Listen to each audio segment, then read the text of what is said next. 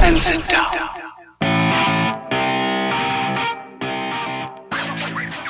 Can't believe it's the third episode already, but welcome to the Some Assembly Required podcast thingy-majigger, where it's basically a clown near Manchester, aka me, Chris, bricking it, and Rich from New Zealand. I'm pretty sure it's Australia, but he keeps saying he's from New Zealand. Down this another way. clown. Just down this way.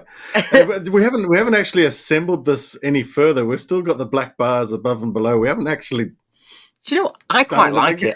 I quite like it. I was watching. This is gonna be, people are gonna like be shouting at me now.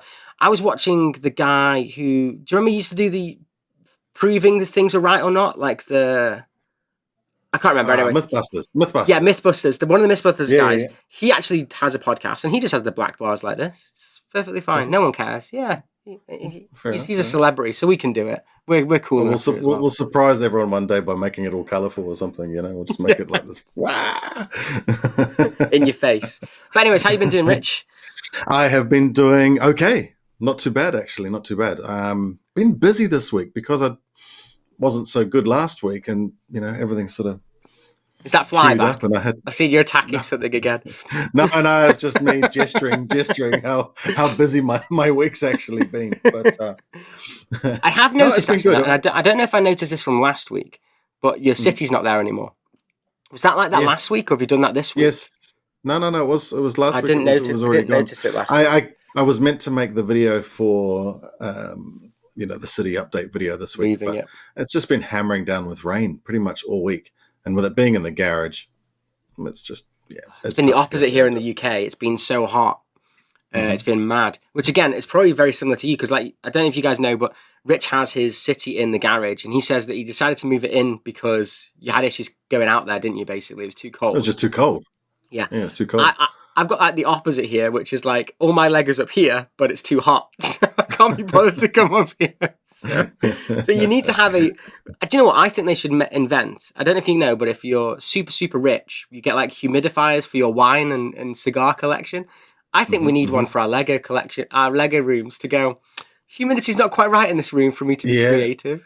Well, funny you mentioned that. A good friend of mine was telling me today that he's getting this cabin built, and I know that there's been talk amongst a few of our friends recently about getting cabins, and I think even you mentioned at one point as well, but one of my friends mentioned one today, and it was 2.4 meters by 6 meters, and it's costing him 11,000 New Zealand dollars. Yeah, that doesn't surprise me. There, that's like £5,500. Yeah, that's cheap, and they're built like, they're not exactly, the most sturdy of things, I'm sure. But, hey, it might be quite a good room, get it, be easy to temperature control. The one that I want to do, mine's more like a dream second house almost. The way I always get out my iPad and sketch things of what I'd love it to be. But yeah, the one I would look at, it's looking at like 60,000, 70,000 pounds, like the one I want.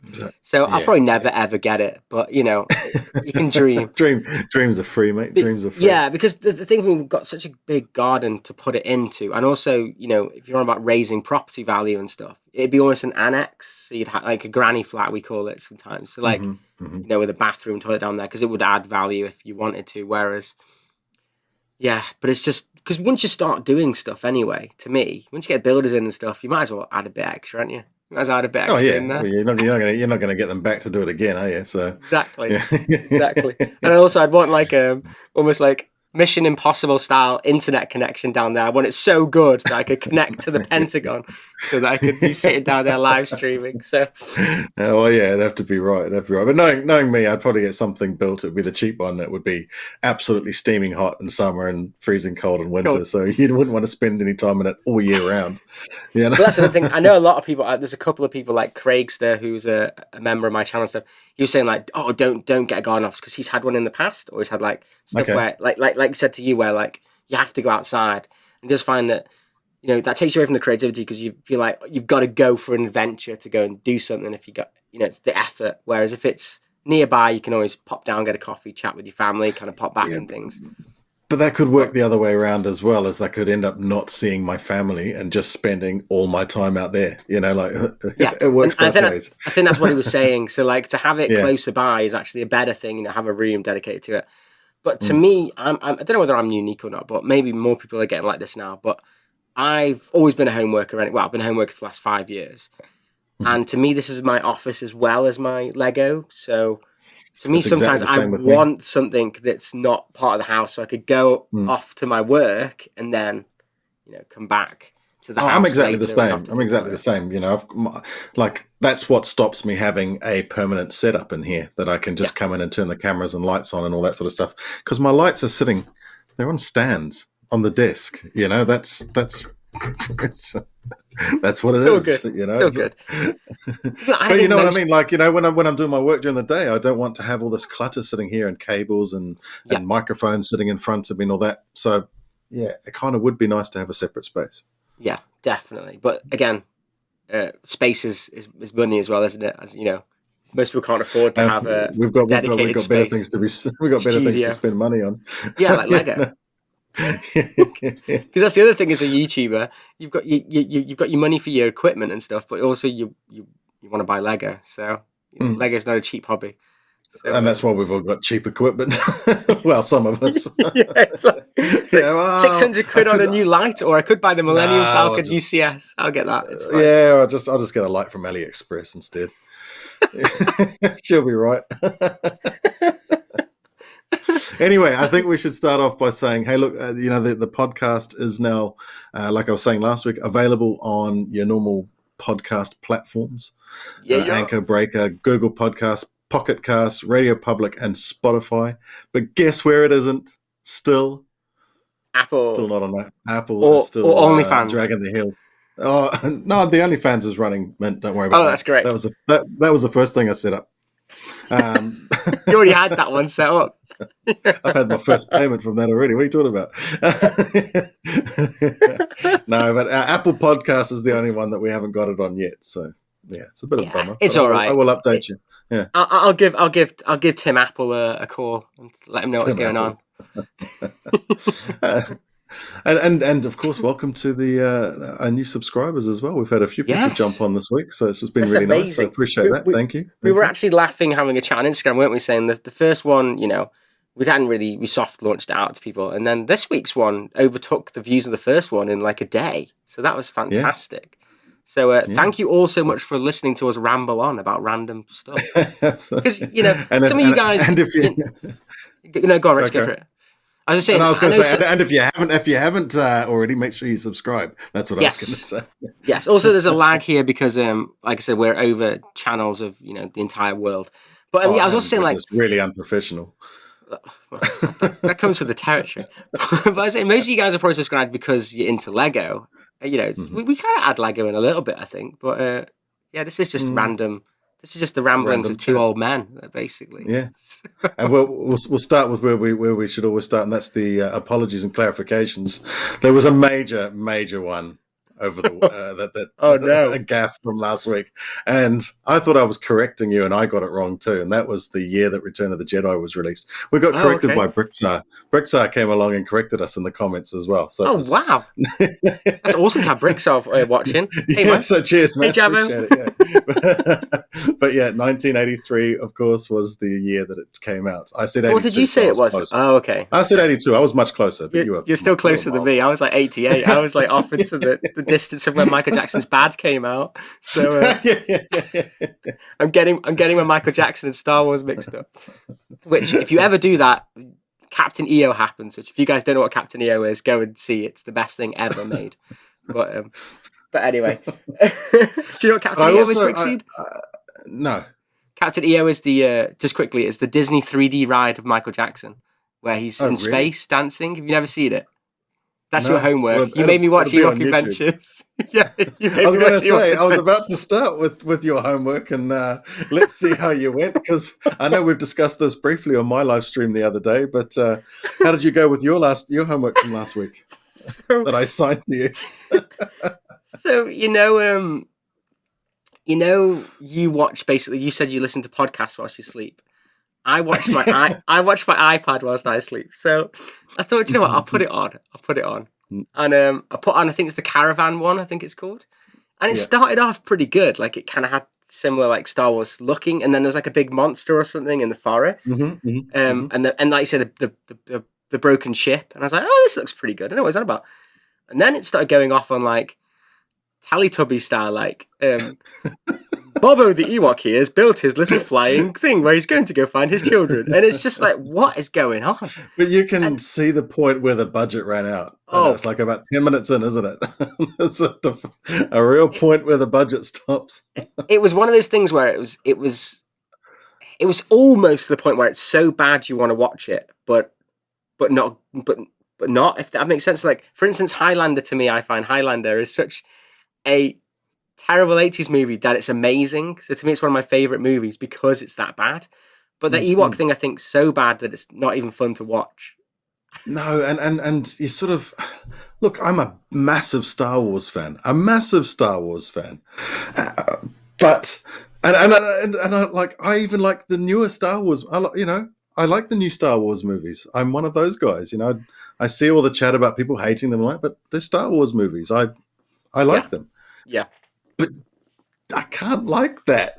I just can't like it. It's just, it's almost. I honestly think that I know they spent a lot of the budget of Return of the Jedi on those Ewok outfits. So I just wonder if they were trying to get their money back a little bit with them. Oh, yes. Do you know what? We can throw in a few movies here. Here's a camcorder.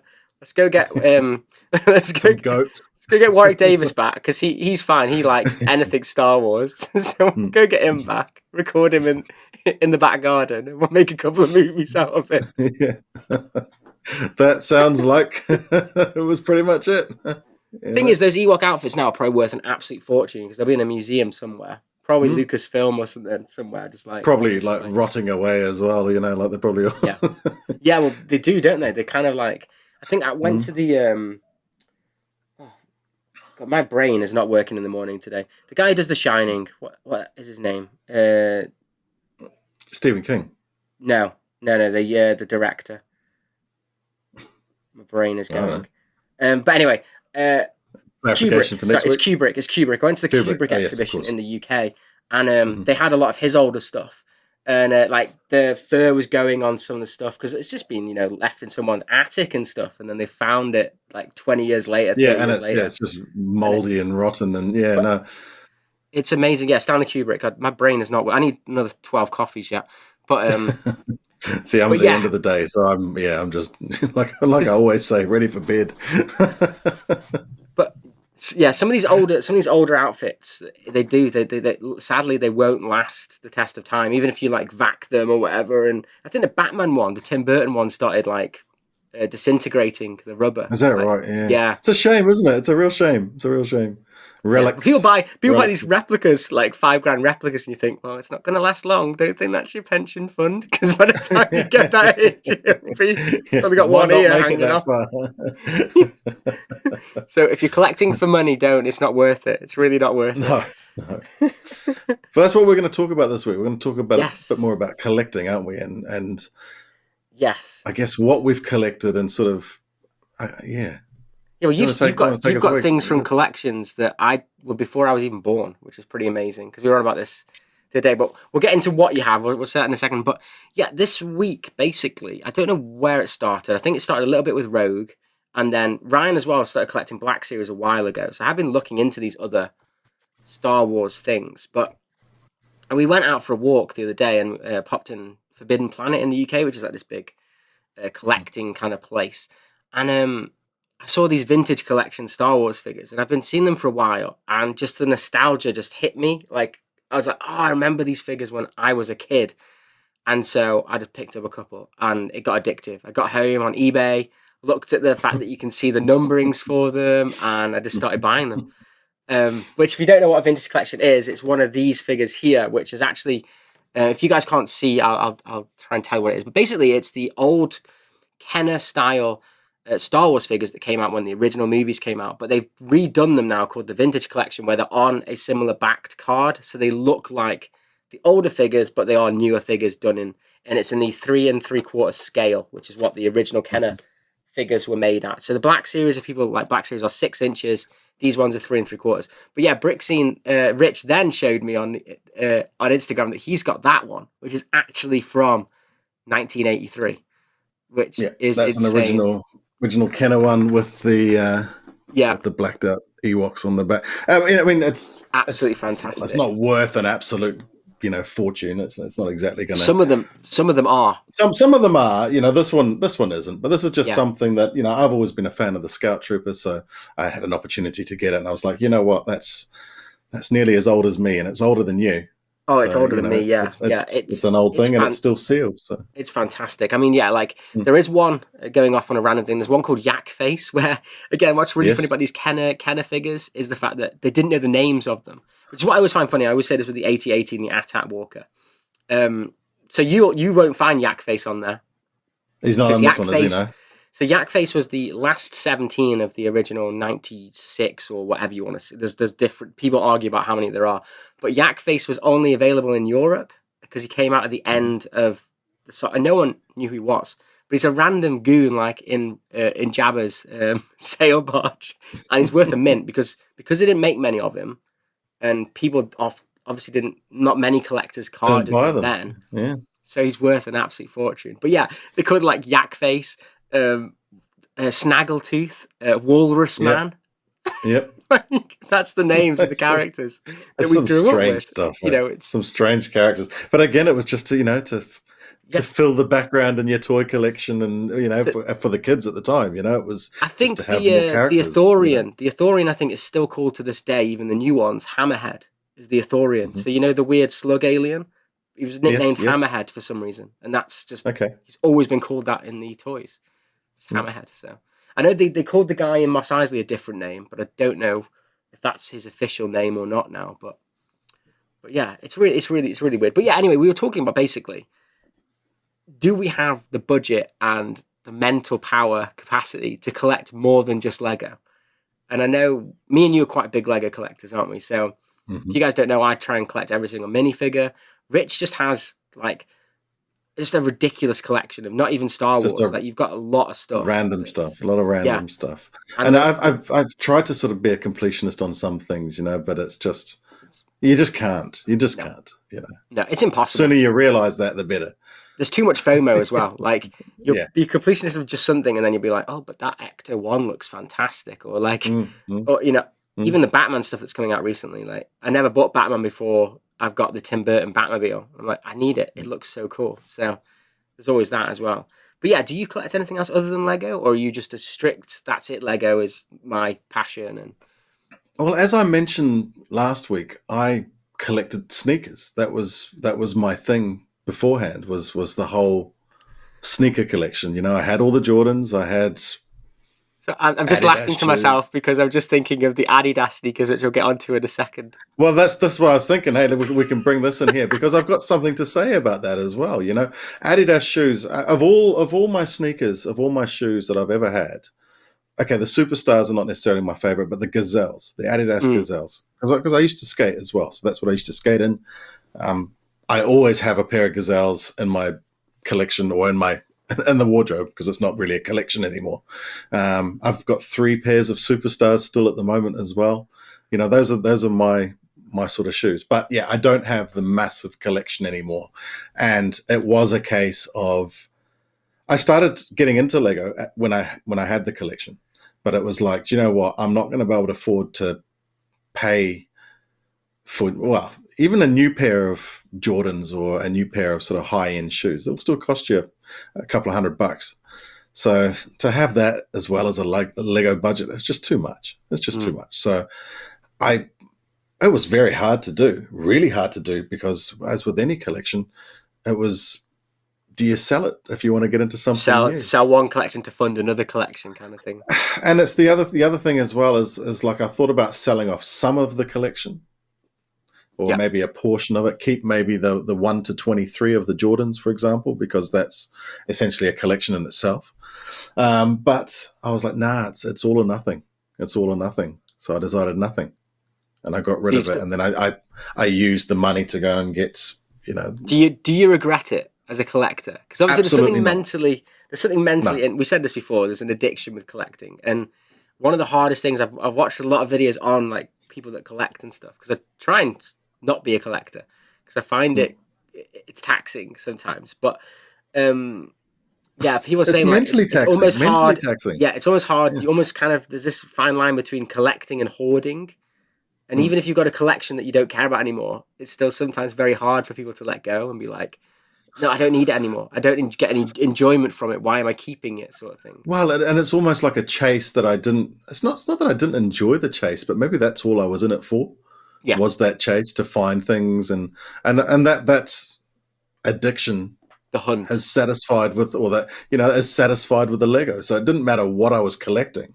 It's that hey, I'm a collector. I collect something, and it's so it was really easy to make that transition, and I was very happy to get rid of them because look, there's a huge difference between the Lego community and the sneaker community, and I can tell you now that by far and large the Lego community is a much nicer, nicer community. People are in it to be creative. That's a difference. Yeah, I do find sneakers, just personally, I've never understood it, and again, people probably don't understand like collecting Lego or collecting action figures. Right, there's no better feeling than a brand new pair of socks and a brand new pair of shoes. I tell you now. But do you actually wear them though? Do you wear the sneakers? Yes, so you do wear them, mate. This is my whole philosophy about collecting, man.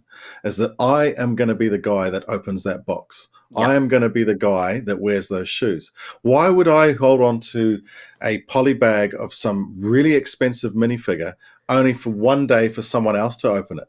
Exactly. You've got them sitting there, man. It's like they are to open, though. They are to open. But yeah, I'm finding it really hard. Like Steph got me this one for our wedding day. And I was going to open it, which is the chromes, and I just haven't got around to it. And then you kind of keep them. Then you're like, but it'll lose value. I'm never going to ever sell it. What if one day, let's say one day you've maybe this is not the best example because being in their packet will mean they're worth more. But let's say one day you need the cash or something and you have to sell your collection and you get rid of all the stuff that's in boxes and you go, dang, I wish I built that.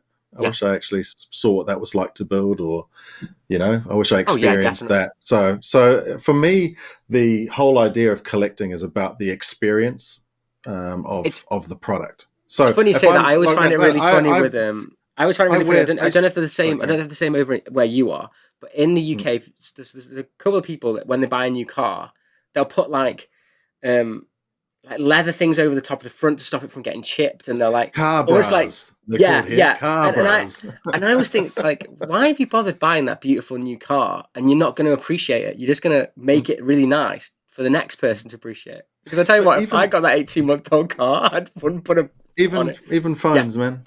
I never put a cover on my phone because why would I cover up something that someone has spent X amount on, or designing? That Johnny Ives and his team spend years on getting this looking like this, and then just shove a case on it. Then I chuck a $5 AliExpress cover on it. I actually did a video when I did the Mario video and I was showing how to play the game. There's a lot of people going, he doesn't have a case on his phone.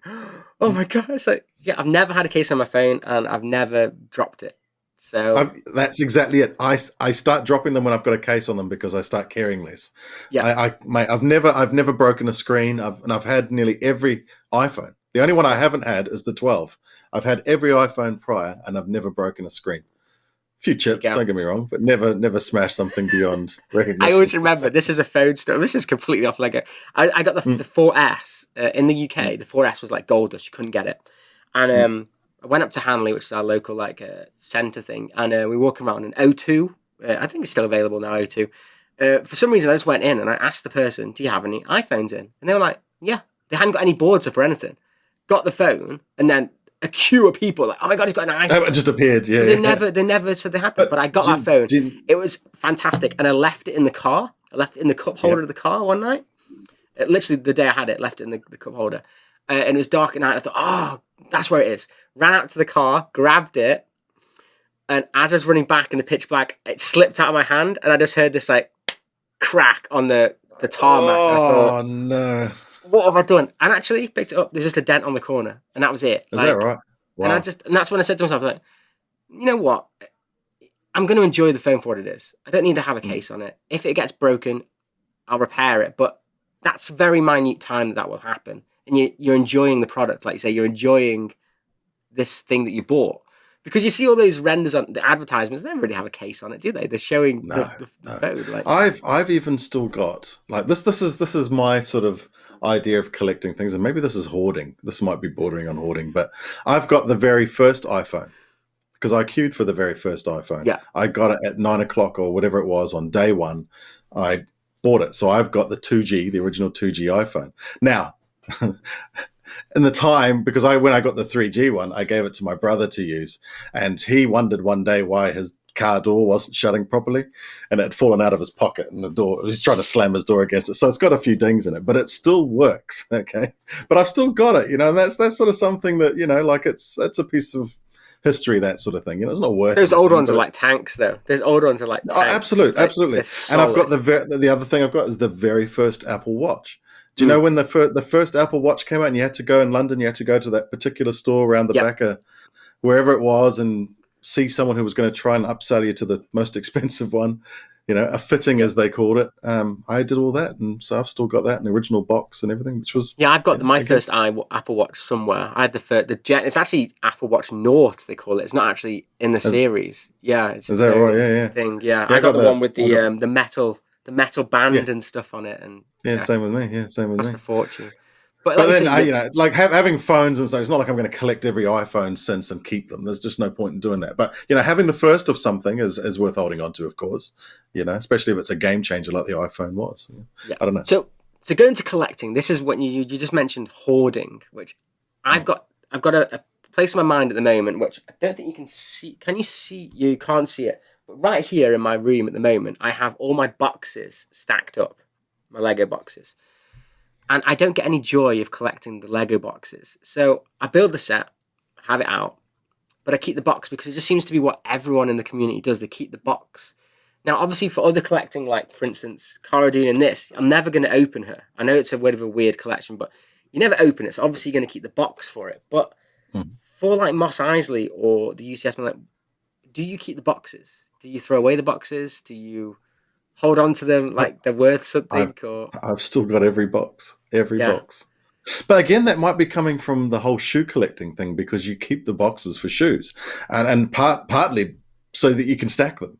Yeah, it's a storage thing as much as it is something to keep them nice and fresh and to have with the with the product. Personally, for me, but like Lego boxes, I don't feel that the artwork on them is worth keeping. If that makes any sense to you. Like, for instance, the Kenner stuff, it's got that old retro look to them. You can appreciate them, whereas with the Star Wars, especially with the new like black boxes, it's a black box with a set on the front. With a picture of the set on the front of it, yeah. It's nothing. Look, I mean, as a BrickLink store owner, there's some boxes that are worth a bit of cash. Like, for example, the 1989 Batmobile is worth $40. Why someone would pay $40 for that box, I do not know, but I know someone who's sold one. So it's like, well, do I hold on to one or two of those just in case, for the BrickLink store? You're not going to keep hold of every single box, of course not. But, maybe a couple of the bigger ones, or, store some inside the other and all that. But that whole thing about getting rid of the ones for my personal collection has crossed my mind. And, it's one of those things that I've ummed and ahed about many times.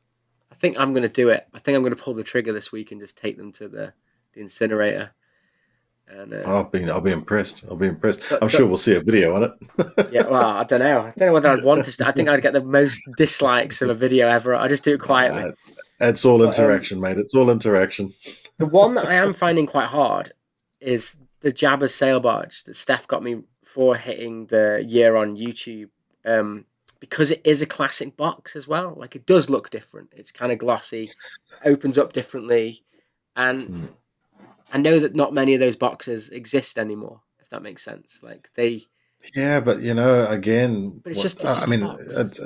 It's just a box. Yeah. The other thing as well is you just don't know, like you did with your, with these old Star Wars figs, you just don't know which ones might be worth something one day.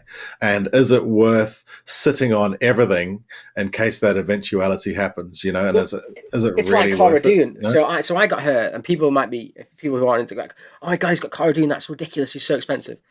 Actually, with Cara Dune, which again brings us on to something else, Cara Dune went up massively when the actress got fired, Gina, I can't remember her name. Carano, whatever her name is. Yeah. Carano.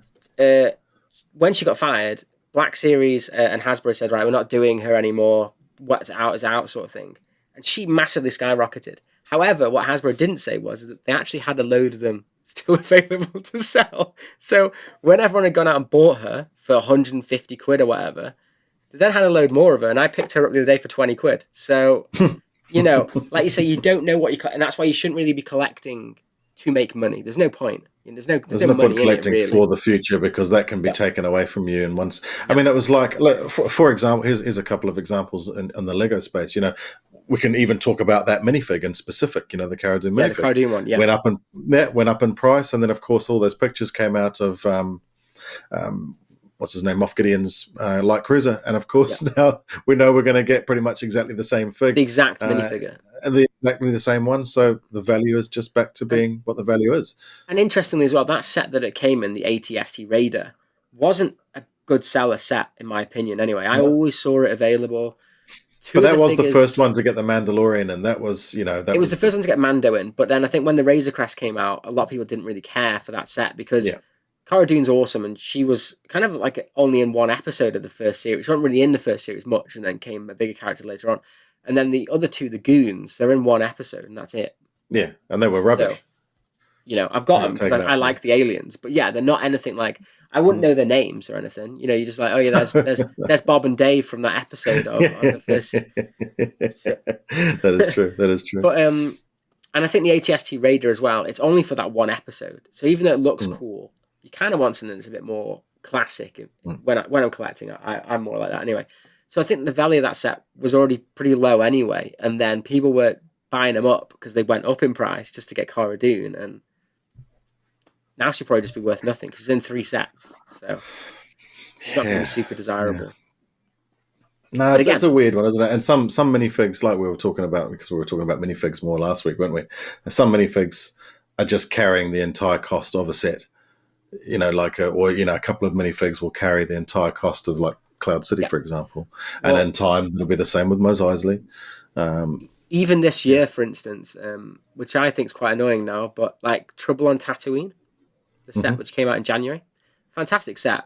But realistically, it's only a fantastic set because it had on-printed Mando in it, Baby Yoda, and the little bike. The rest of the set was just filler. But now we're getting that Yoda in quite a few sets, Grogu, and we're getting Mando in quite a few sets. That's just that set now. It's worthless. Why would you get it? Why would you? There's no point because you can get absolutely zero. Exclusive parts or minifigs. Yeah, exactly. And the Tusken Raiders, I mean, it's great to get Tusken Raiders. Well, I've got a load of them now, personally, anyway. And they're in every advent calendar under the sun anyway, so I'll get one in the advent calendar as well. Like, it's just, that set now has just lost all of its value because, you know, I bought it because I wanted the set and I've opened it and it's on display. But if you're buying that as a collector to keep sealed, that set, there's no point. So, no, I agree. Totally agree. But speaking of back to the shoes and the Lego, what did you think about those Adidas shoes? Oh yeah, okay. So going on to the Adidas shoes. Personally, I'm not into shoes. I do have quite a few shoes actually, but I actually wanted to get the Adidas Lego shoes, which are always sold out. So, but yeah, the shoe itself, I personally think looks really weird. To me, it looks more like a mock that someone's done, that they've gone, oh, we'll have that. The I don't know the technical terms for shoes stuff, but like where the laces hit into it, it's like really high. It looks almost the set itself looks like a shoe when it's unlaced, but then they put the laces on it. To me, I think they should have just not put the laces on it, and it would have looked more like a collector shoe where you get it out of the box and it's like the tongs up and it's open. Yeah. Whereas like they put the laces on. Used to wear them without the laces in them, you know, that sort of thing. Exactly. You know, that would have the nod and to that Run to me, DMC I think looks great, cool. you know? So if I did buy it, I wouldn't put the laces on it. I don't think because A, it takes away from the Lego aspect of it, and B, it just doesn't look right with it because the tongue's been lifted up, the sides are open. But yeah, I don't know. I think it's a bit cheeky that we only get one shoe as well. Like it's quite expensive. And they give you a shoe. couple of extra parts to be able to build the left or right, the left one. Yeah. Yeah. Sorry, that bug is back. I've got a bug flying around in here. It's doing my head in. I think the fact it's got like a display is quite cool. It's got a plaque. Yeah, And it's an interesting little display. I do think people will be buying it for Lego Cities to make an Adidas store now, because there's a printed element, so you could use the printed elements for an Adidas That store. could be pretty cool. Yeah. But personally, I'm not getting it. The coolest thing about it, ironically, when we've been talking about, is the box. Yeah, exactly. The box is really cool. The box is something different, and yeah, again, you wouldn't be getting rid of that box. But I guess that might be a nod to the shoe guys who never get rid of boxes as well. You know, that's yeah. I don't know. Here's my take on this. Right, I am the target market for that product. Yeah. Okay. Massive Adidas fan. I wear Adidas stuff almost every day. I have been to Stuttgart, the home of Adidas. We've talked about that before, you and I. But I've always have Adidas shoes in my collection. I couldn't count the number of pairs of superstars I've had in my life. I literally can't remember because I've had too many. So I would be the target market, and I hate it. I absolutely hate it. Do you know why? Well, not why. This is not the entire reason, but the very first picture I saw of it was someone had taken a picture next to a pool, and I could see the sun coming through the gaps, and it looked like it had the sides ripped. Do you know? It just didn't look. I don't know, the way the light was bouncing off it as well. Like you say, it looks like a mock. It looks like something someone's put together in 5 minutes. So I don't know if you saw this, but I remember when the original Adidas shoes came out, the Lego ones last year, and I think it was a store had made a little mock of them that you could buy with them. I think it was just this store in Germany, and they looked way better than this set. Yeah, those original ones were terrible though. They honestly looked like something a pensioner would wear. Oh, you mean the actual shoes? They just look like safety shoes. You know, they look like I really like the new running shoes they came out with, but I couldn't get hold of them anyway. And slot Lego into the arrows. They looked cool. But even those shoes that they did, the original ones that they released last year, whatever it was, they've redone those in recolors, and I think they look much better.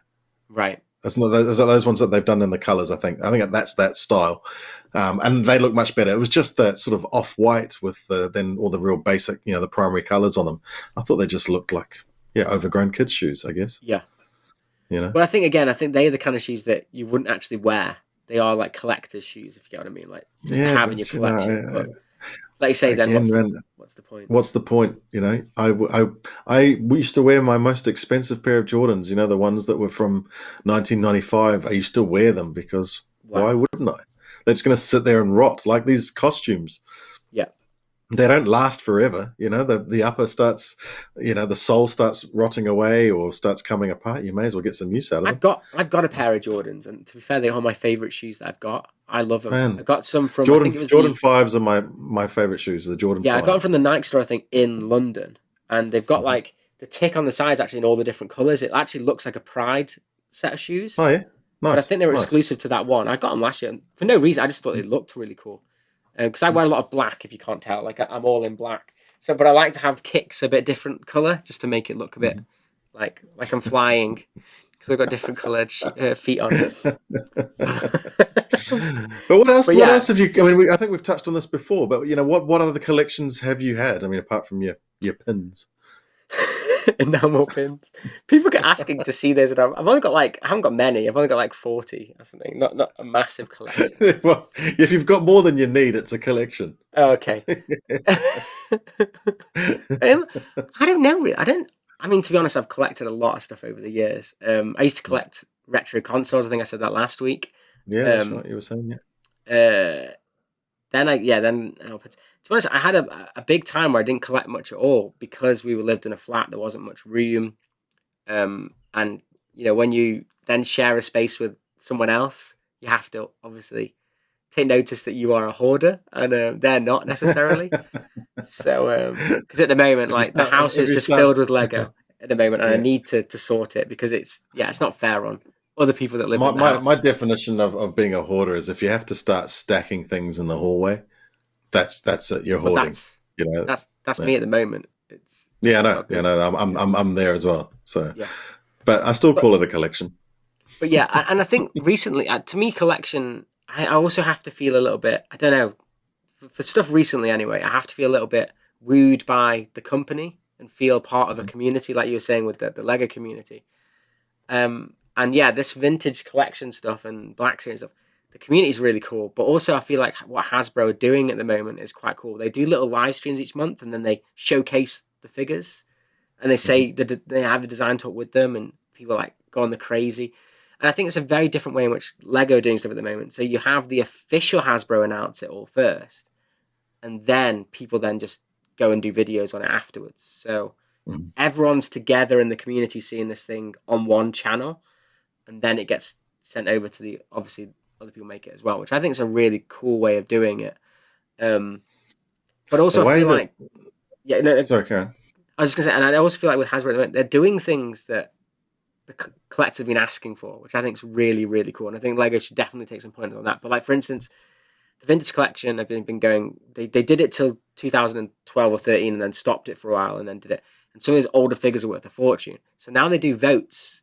I think it's every 6 months, and they have like 4 really expensive figures. And people get to vote which one for them to remake, so that people can get those figures instead of spending the 200 quid on the aftermarket. And it's such a nice thing to do. But I mean, I suppose it's a particular product line that's, there's the sheer volume that's coming out of, those figures that they're having to produce at any one time. It's not like Lego where they've just got so much on the go. So much on the go, and this is something we could touch on, being collectors and the whole FOMO thing as well, is that it just seems like every week some major things being announced, and it's just there's so much on the go that they can't go back and remake old sets to help the people out that missed out on them in the first place, because I think this is they're so far worry, down the track onto the new thing. I do think this is a worry. It's what I've been worrying about for a while. And other people don't agree, so that's absolutely fine. It's just my own views, but it's the same with the likes of Funko Pops. So Funko Pops were they were really collectible when they came out. And then they've just released so many now that I just do not have any inclination to even start that collection, because I know there's no way to get all of them. Even if it's a far off dream. But I think to certain collectors, this might be just someone like me, but I feel like the argument is that you don't have to collect all of them. No, you don't. I get that. You don't have to buy everything. And that's the same with Lego. We're going, they're just releasing so much stuff. Yeah. That's the FOMO talking. That is the argument against it. But again, for someone like me, and it's just maybe I'm an oddball. I know I am, but I think there are certain collectors like me as well, because I know from the call to actions of the old ones. If you look at the back of that card you've got there, I bet you on the back it says collect all such and such. On the back. Yeah. That's what was drummed into you, whether you were collecting cards or collecting whatever. Yeah, exactly. And that's what's always been drilled into me. So for me, it's a completionist mentality that I have of, I want to get all of them. And, you've frozen, Rich. Oh, there you go. You're right. No. I was just reading this. I was looking for the collection, the thing that says collect all these things. There we go at the top. Collect all 65. And so that's where I've always come from, that mentality. And even these vintage collection, there's 200 of them now. There's a lot. It's very hard to obtain all of them. Some of them are worth thousands of pounds. But there is that pie in the sky of, I know it's achievable. Whereas when you look at something like pop figures, I feel like you should be lying on a couch explaining this problem to some professional. I feel like it's achievable. But this is the thing, and so like when they start releasing so much stuff, to me it gets to a point where my brain snaps and I get turned off by it. I'm like, whatever, I'm not going to get that. Yeah. And once I start with one, it's a down. But I've had that moment with Lego not recently. I suppose I've had that moment with Lego quite a while back. But I've sort of recently decided, what? There's some things in my collection that are just not worth anything to me, because I'm just not going to do anything with them. They're sitting in a box. Am I really going to bring out Tower Bridge and build that and display that again? Am I really going to bring out Big Ben and display that again? Probably not. I've had it on display a couple of times. I've rebuilt it a couple of times. What's the point in keeping it? The argument could be for any type of collection. You go, well, if you're a collector, why would you get rid of anything? The idea is to collect it all. But A, it comes down to space. B, it comes down to, does it need to be in my collection? Does it need to? A collection doesn't have to be everything of something. A collection can be what you can enjoy of that product or of that craft or whatever it is that you know. It's it's almost like we were talking about like our shelving. You want to curate, you know, your space and all that. Put it down. What is the point of having anything beyond what you can physically curate and have in your space? I mean, sitting here trying to talk myself out of having boxes and boxes of Lego because I do want them, you know, and it's very hard to get rid of them. But you know, that would be the sane thing to do, wouldn't it? Have what you can put on display and get rid of the rest. I think that's why, to me, because I am a bit of an unusual collector. I am a completionist. I do like to complete things. I think that's why, like I said, recently I've been looking at it and going, I think I'm just going to concentrate on Star Wars because I love Marvel. I've watched everything. I mean, you know, as soon as Loki got episode 2's on, right, I'm watching it. You know, I love the Marvel stuff, but it's another rabbit hole of all of the sets. And I was looking at it with the new stuff. I was like, if I get that new Benatar, that's it. I'm getting them all. I can't get just one set. I'm like that with cars. I love cars. You know, I've always, you know, been into my cars. I've always had nice cars. I've always liked them. I like looking at them. I'm interested in seeing what people do to cars. But I will not touch Lego cars. I just simply won't, because I want all of them. I will just want all of them. And it's an easy, again, it's something that I felt that because I haven't got one, I'm not going to want, you know, but if I got one, then I'll want more. So it's happened kind of to me with Batman, switch. for instance, the Batmobile. I bought the Batmobile and I was like, I'm not getting any car. I never got cars, never interested. I like minifigure scale stuff. Got the Batmobile. I was like, this is actually really, really cool. And then the Batwing came out. And I was like, well, now I need that to go with my Batmobile. So then I got that. And then I was like, well, now I've got some film stuff. So maybe I should get that Jurassic Park set, you know, the big gate one. So I bought that. Then the Ecto 1 came out. So I bought, and before you know it, I've got like all these sets that don't really fit into what I ever collected. Yeah, but you're hooked in. You're hooked. There you go. They got you hook, line, and sinker. They're going, how, you know, there is someone there who is paid to go, how can we get that guy who's into that to cross over into this?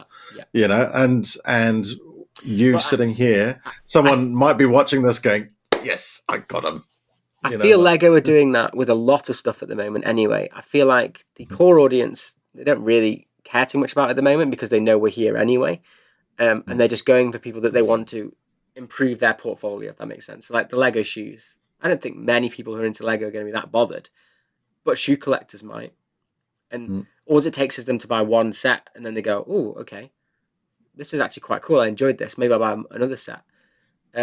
And it's the same with like the typewriter. I know the typewriter was an ideas set, but realistically it got picked out of like 40 other ideas projects and people were pretty disappointed when it got picked. But Lego were like, well, it's a typewriter. That might get other people in that wouldn't really buy Lego, you know, an author or someone who writes books or a journalist.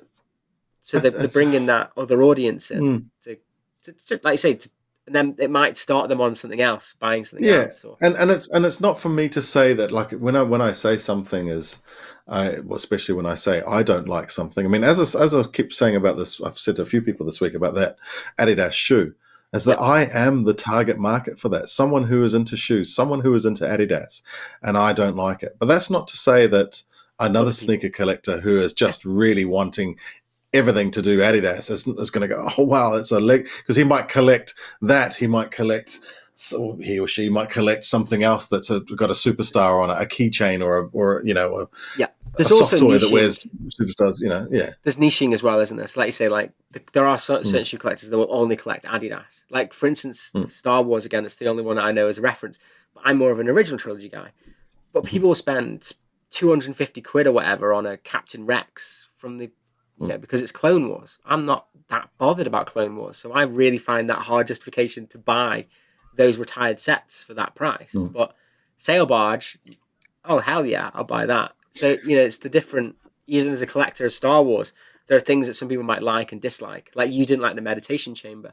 I think it's quite cool, but it doesn't need to fit everyone's Don't No, like no, stuff. and I suppose the argument could be, well, that just we're putting the choice out there for people, but unfortunately, like gambling, like a crack addiction, there are people who are going to be out there who are going to overspend just so that they can get everything in their collection. I'm probably looking at one of them right now, to be fair. Let's be totally honest. But with this is probably what I should say as well. Maybe with my collecting, and I've probably got a couple of examples, is where I can trim it down to say this, niche it down, and even within the niche go, hey, I don't need everything within that niche. Like for example, with Star Wars collecting, I'm not going to go and buy those little scenes that have got 2 or 3 minifigs in them. There's just no point. I'm not going to go and buy that new Slave one because I've got one. Things like that. I can really curtail my my spending or my outlay or whatever on within that niche. I mean, it's even like I should have mentioned this earlier. One of my other big collections that I've got is football shirts. So football shirts I used to collect from because I used to tour with bands. That was my job prior to starting my business was touring and looking after guitars. So I used to collect shirts from every city that I went to. When he says touring, guys, if you don't know, right, if you just screenshot Rich right now, put big sunglasses on him and a big top hat. And a piano. Yeah.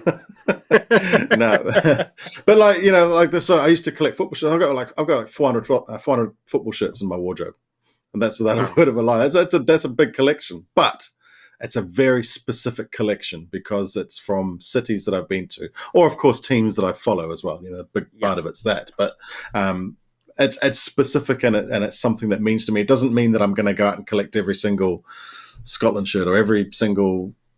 I mean, I get every single Chelsea shirt, but certain shirts I don't have to. There's absolutely no feeling there for it. It was something that was a memento for, and then it turned into a massive collection that's really hard to store. Yeah. But that's as with everything that we collect. But that's just another example of being able to sort of use it as, I don't know, something to enjoy, but not being a problem. Yeah. Which is, there's a very fine line in Lego on that front, So is, and the amount that they're putting out at the moment is just making it harder and harder, because it's actually having this opposite effect on me at the moment. Lego, is that there's so much coming out, and they're sending it. I'm not. I don't care who reviews stuff and all that sort of stuff, but there's just so much going on at the moment with stuff coming out and so many things coming at you, reviews coming at you. As someone who follows the community, of course, quite closely, and it's just bombarded me, and it's like made me go, right, I just don't want any of it at the moment. I'm waiting now for specific things to come out, and that's what I'm looking forward to. I only bought one set in July, which was the Gauntlet set. I did spend my money on buying retro minifigures because I have not spent on Lego, but I haven't bought the new stuff because I'm just like, and also I find at the moment, like, so I think I said this before, but Pirates Barracuda Bay came out. I was not interested in Pirates at all. I know it's fantastic, but I was never interested in it. But it was just one big set that came out on its own. I was like, oh well, do you know what? I can afford to get that because it's a random set. I've never bought a big set like this before. Cool. Since then, every 2 weeks, something new's come out. So I know my FOMO won't last long. For instance, Daily Bugle, right? Fantastic set. Really, really wanted it. People got it early anyway, though. So then the review, it was already there. And then you've got that bit until it gets into the stores. And then all you've got to think is like, I'm just going to wait 2 weeks and something else will be out that people are talking about. And that gets put on the back burner. And then you can see if you really want it yourself. Once the hype's died down, do you actually want it? And I've actually been pretty content into not that bothered about it now. Well, I think that comes back to me as well, saying that, and it's my fault for following all these channels and all these people on Instagram, and it's totally my fault, and it's because I want to be connected and all that sort of stuff. But it seems like recently, it just seems like, a product comes out and you get bombarded, and it's, hey, they're doing, Lego's work for them. But because I've been bombarded with stuff, it's kind of had the opposite effect on me. Like the amount of people that were building the Daily Bugle on a live stream when that came out. Honestly, I felt like I was right there for 2 weeks building that damn thing, and then all the reviews, and then, so I'm like you. I don't need it now. I get it later. I know exactly what it looks like from top to bottom.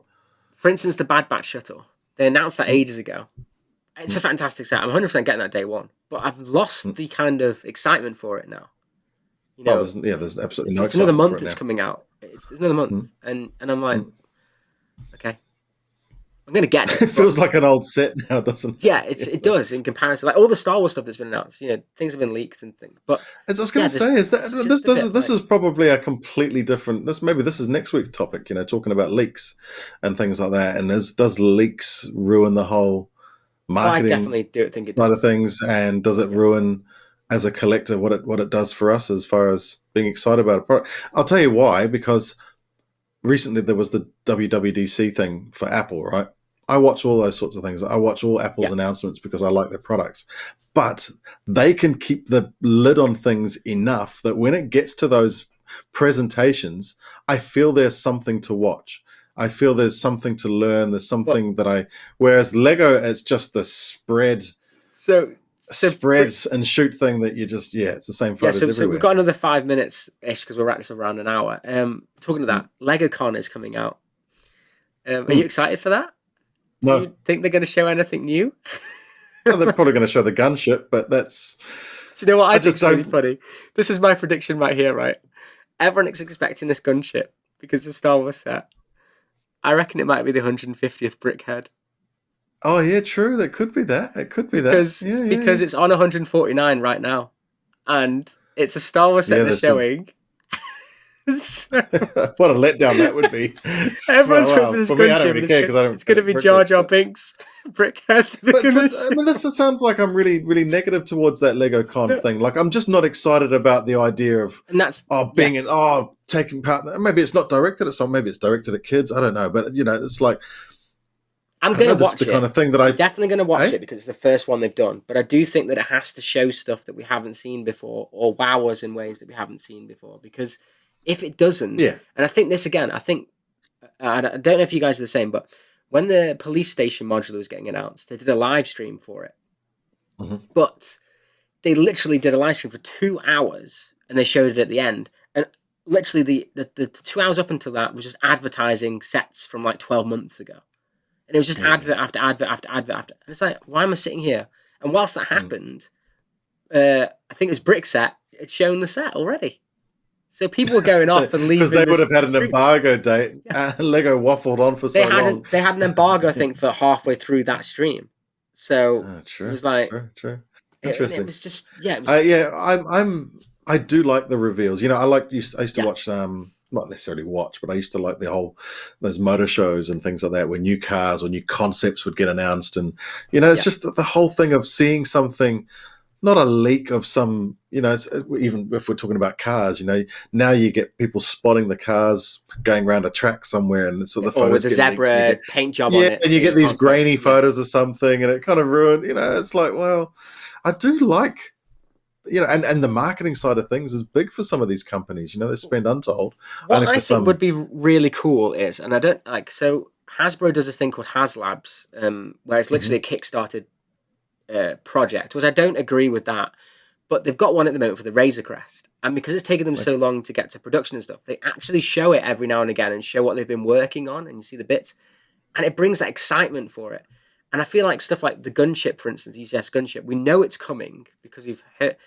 It'd be really cool if we had updates on it, like what the designers have been doing, like some of the problem solving they've had for maybe part of the cockpit or something, and the figures. I think because we're getting leaks of what we think the figures are anyway. So why don't they show that already, saying this is... Because we already know, for instance, the HasLabs Razor Crest, we know what figures are coming with the set.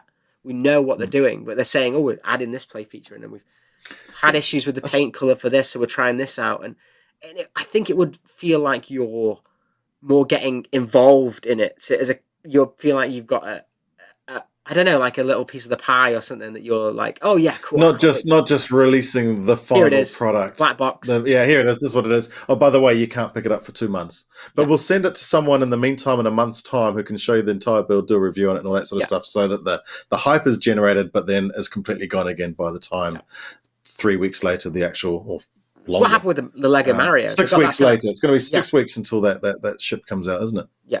Well, they did it with the Mario stuff. The Mario stuff came out, really exciting, a bit different, but they did their own little thing. But then it was another 6 months until it came out. By that point, people were like... But yeah, I just think sometimes they could show some of the journey, because I do like watching those design videos where they talk about the graphic designers. Like, how cool would it have been if we'd heard about Ninjago Gardens 2 months before? and they were telling us about some of the things they found, some of the stuff like, oh, we tried to look at doing this, but it didn't work, and I don't know. Just look, the whole Apple thing. Don't get me wrong; it's very well done. It's almost. You know that it looks simple, but it's not. You know, these big presentations. You know, there's a lot that goes into it to get as crisp and as it's typical Apple. You know, there's only the best is good enough, if you want to coin a phrase from something else. But Apple can show what how it's meant to be done. Okay. Yeah.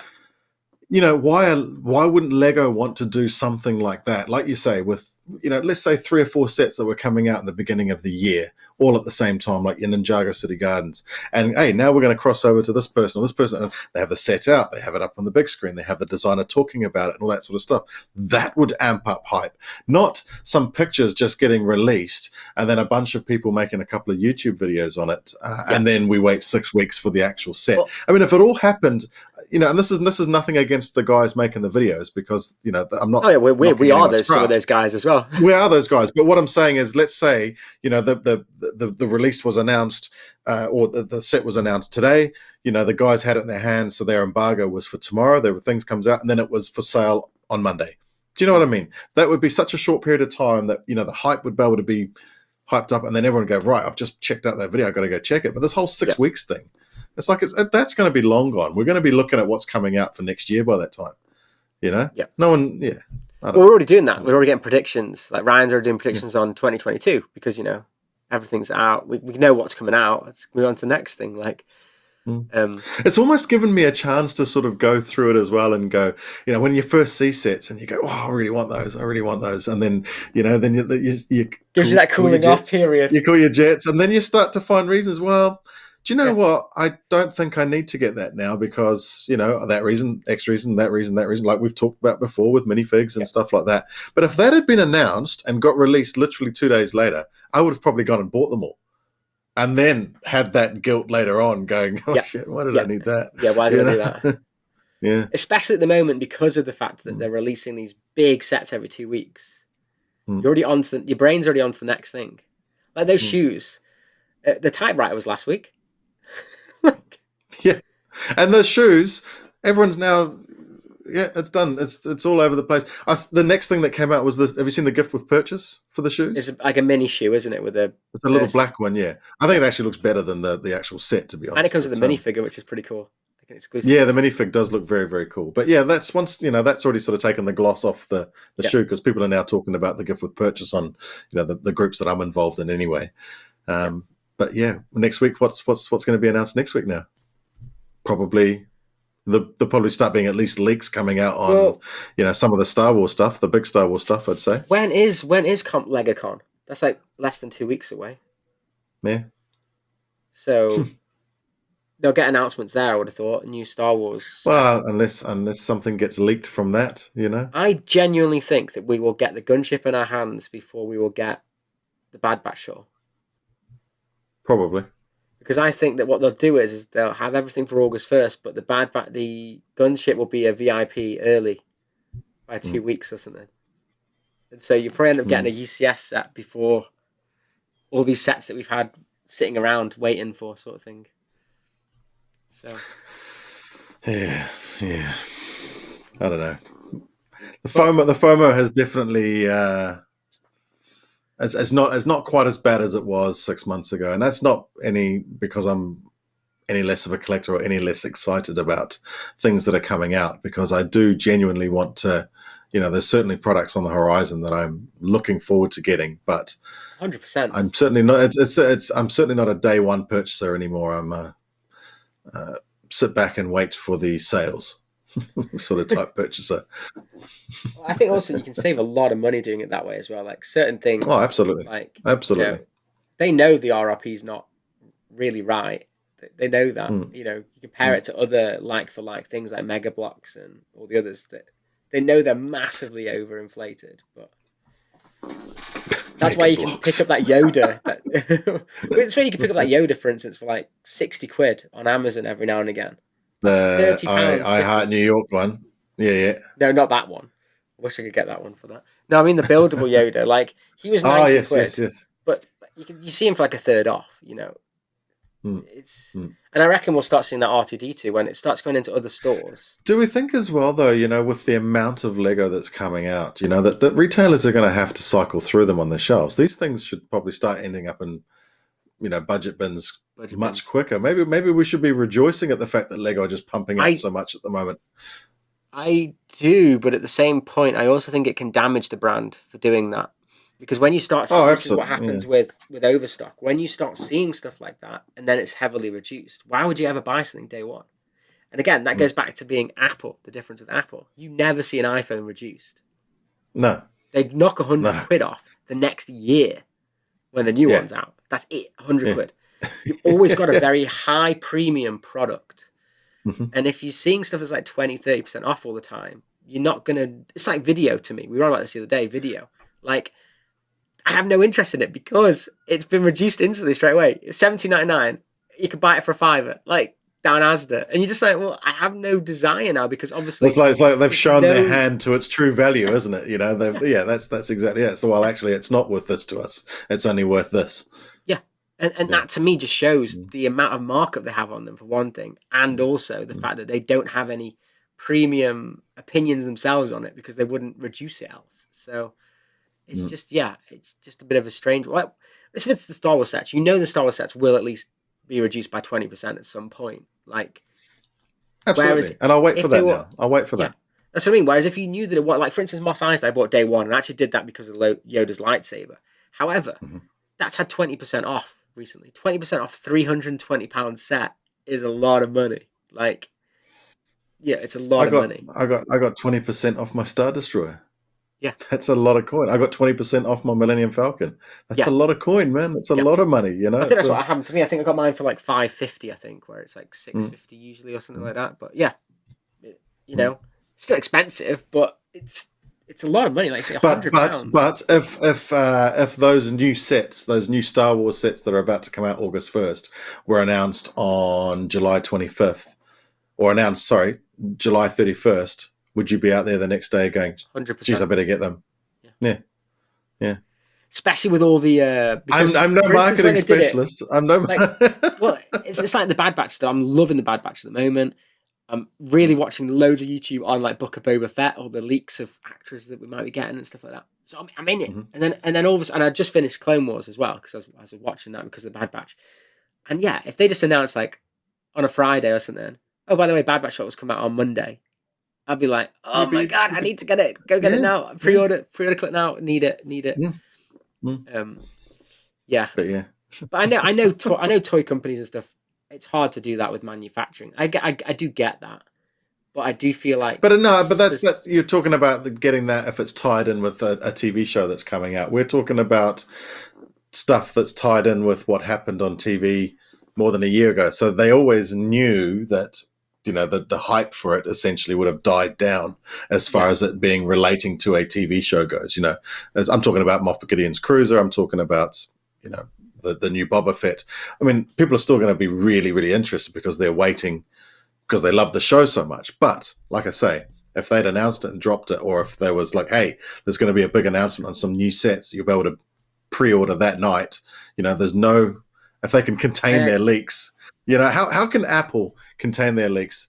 But, they have to send their stuff over to, all sorts of foreign countries to be made as well. But they screens can are made by leaks. Samsung. Their actual screens are made by Samsung. They're competitors who have a vested interest in ruining any potential profit. On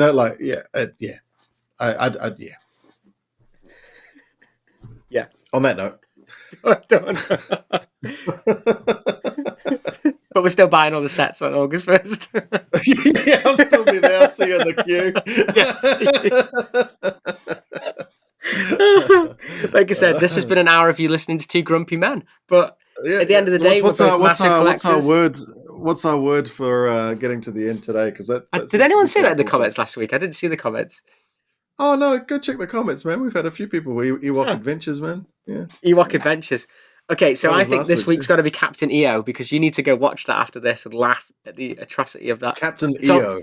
It's only 15 minutes, so I aren't making you watch something that's 2 hours long. Captain EO, greatest thing ever. Anyway, can I just clarify?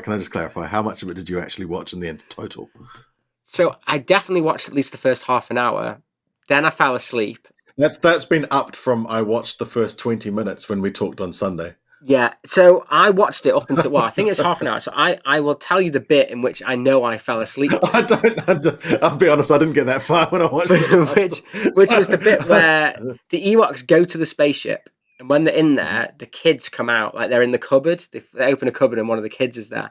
Oh yeah, no, I did see that bit. and then I fell asleep, and then I woke up later, and they were in like what looked like a garden or a farm or something, and it just didn't look like Ewok Village, that they were like there. And it was like probably about like an hour and a half through the thing, and I was just like, right, switching this off now. Yeah, enough's enough.